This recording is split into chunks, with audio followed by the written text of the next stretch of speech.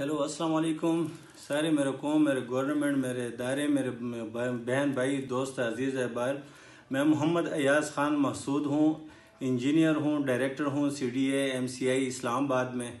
मैं अपने रिश्तेदारों के पास यहाँ DI खान में आया हूँ। यहाँ मैं बिल्कुल सेफ़ एंड साउंड हूँ। खुदा रहा PTM मुझे अभी पता चला कि ये पट्टियाँ चली हैं, ये तकलीफ़ात हैं, मेरे मोबाइल गुम हो गए हैं। उनकी उसकी वजह से कोई परेशानी तकलीफ़ात ना बनाएं।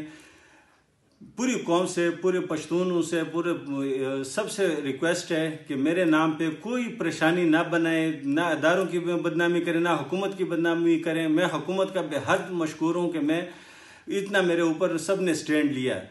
मेरे पास अभी अल्फाज नहीं है कि मैं सबका शुक्रिया कैसे अदा करूँ।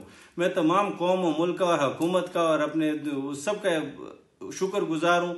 मैं यहाँ रिश्तेदारों के पास हूँ, DI खान आया हूँ, तो लिहाजा खुदा रहा ये सारा वो ख़त्म कर दें और मैं बिल्कुल ठीक ठाक हूँ।